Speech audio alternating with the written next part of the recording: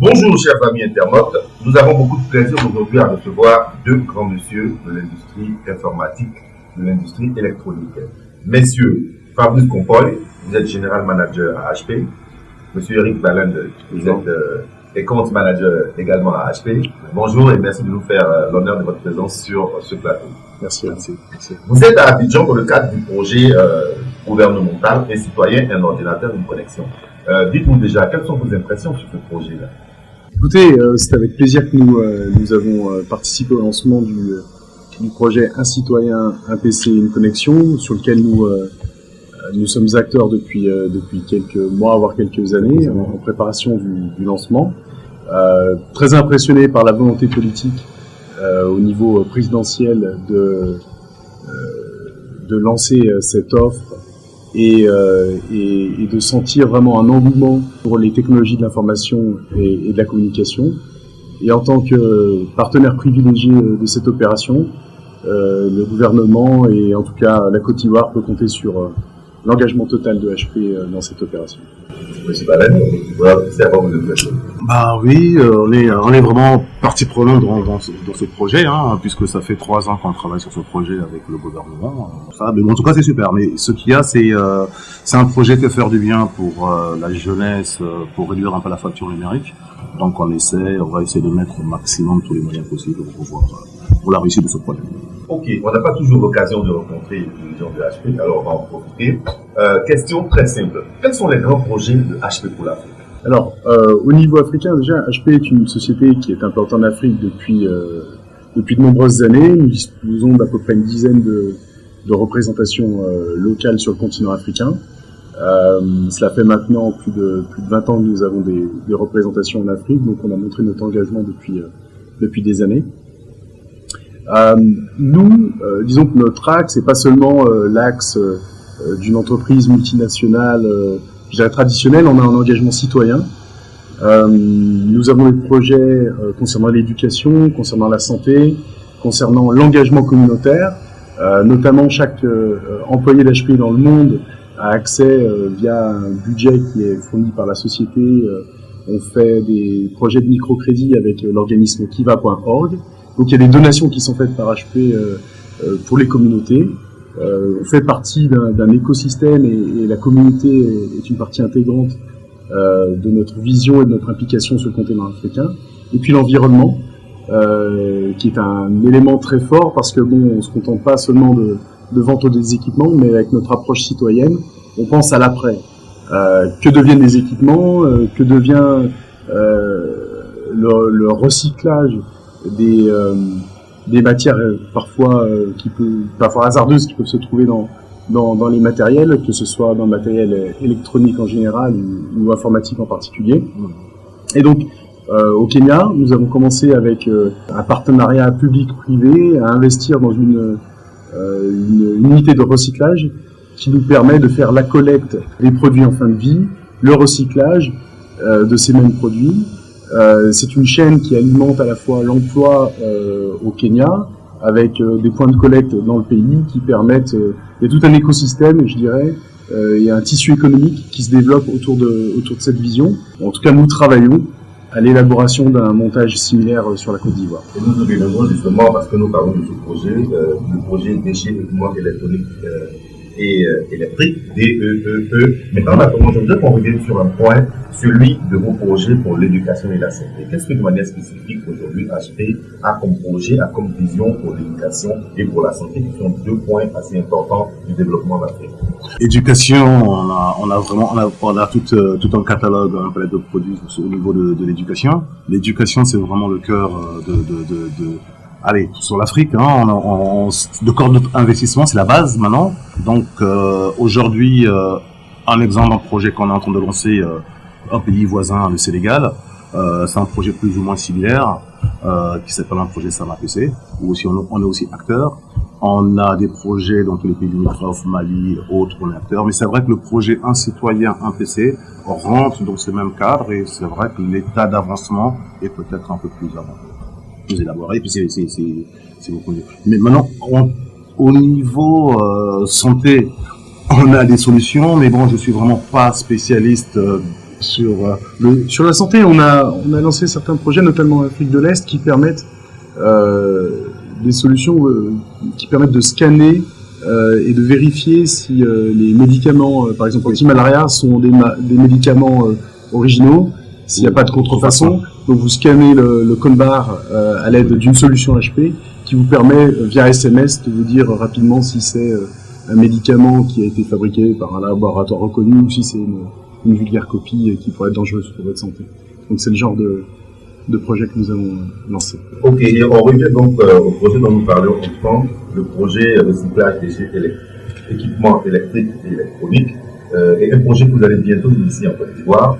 Dites-nous un peu plus sur ce projet-là. C'est un projet qui a démarré en parallèle du projet Un citoyen PC, puisque au départ, le souhait du gouvernement, c'était de mettre en place une usine de montage en Côte d'Ivoire. Après X discussions, on a trouvé beaucoup plus pérenne d'accompagner notre offre avec, comme le disait mon directeur, d'accompagner notre offre avec un système de recyclage, créer de la matière première, créer des jobs verts, comment vous expliquer, mettre en relation le ramasseur de poubelles dans ce business de vente de matières premières.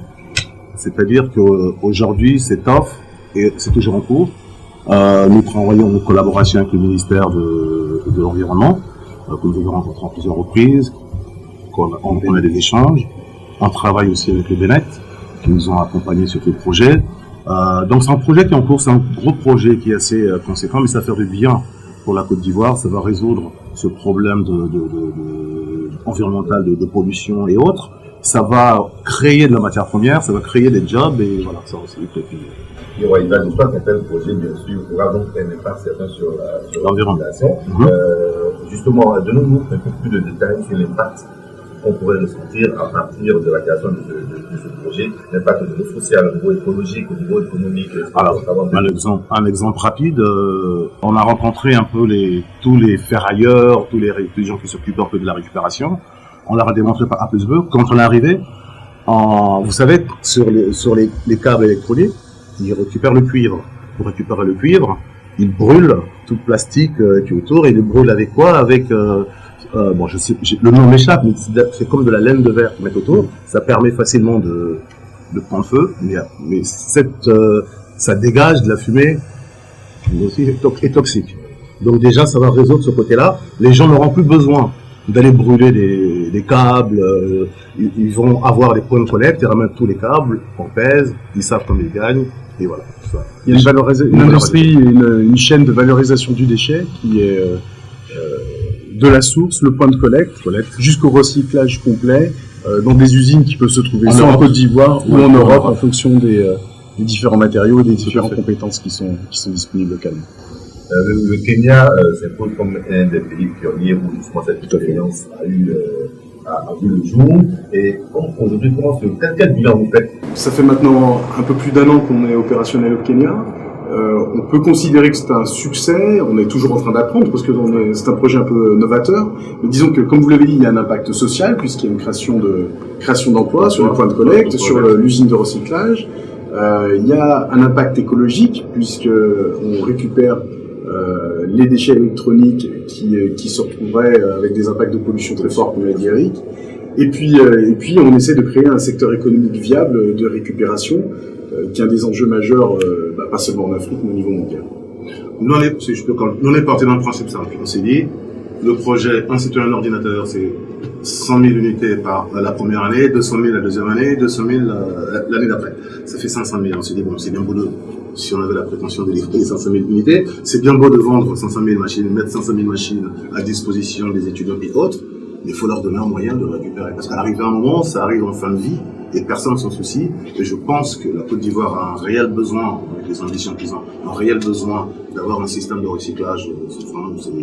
Au niveau international, pour un pays en voie de développement, et c'est très bien qu'ils commencent à s'y pencher dès maintenant. Et voilà. Maintenant, sans en dire un peu plus, nous sommes encore en phase de discussion. il faut mettre des avec lois, des partenaires institutionnels, un cadre législatif à mettre en place. Donc, on ne peut pas trop en dire pour le moment, trop rentrer dans les détails. Exactement. HP propose donc de participer à la mise en place d'un secteur économique viable pour le recyclage. Hier, au Kenya, bientôt en Côte d'Ivoire, et après. Espérons le Sénégal. Non, je sais pas. Il y a différentes discussions qui ont lieu dans des pays anglophones limitrophes, par exemple. C'est parce que bon, nous sommes catalyseurs dans la discussion, mais c'est avant tout une volonté politique et une volonté économique et responsable et citoyenne. C'est pas, enfin, HP facilite, mais c'est au gouvernement de prendre conscience et d'essayer de régler les problèmes et les challenges qu'ils ont à surmonter. Nous, on apporte des solutions. Vous profitez donc de votre passage au niveau du lancement du programme Un citoyen, un ordinateur, une connexion. Vous présentez aussi 2 nouveaux produits qui seront bientôt sur le marché, qui font la spécificité des nouveautés au niveau de HP. Le HP 250 et le HP 360, dont nous avons ici un échantillon. Dites-nous un peu plus sur ces produits-là. D'accord, ok. Donc déjà le HP 250, hein, c'est notre produit phare classique, bon, qui est assez répandu. Voilà, genre les connaisseurs connaissent bien ce produit. Maintenant, le produit que nous, HP, on essaie vraiment de mettre beaucoup plus en avant, c'est le produit phare qui a été retenu par l'ANSUT, c'est le HPX 360. Le produit qui sera donc utilisé dans le cadre du programme que nous avons donc en exclusivité. Et donc, on aura les spécificités. Tout à fait. Alors, sans trop rentrer dans les détails, voilà. Alors, c'est ce qu'on appelle chez nous un convertible. Un convertible, c'est quoi? Parce que dans la demande de l'ANSUT, ils voulaient des tablettes, ils voulaient des laptops, ils voulaient pas mal de choses. Or, ce produit, il réunit tout en un. Ça s'appelle un 2 en 1, convertible. La différence avec tout ce qu'on voit un peu sur le marché, parce qu'on fait aussi la même chose, les HP X2, où c'est détachable. Un convertible, c'est pas détachable.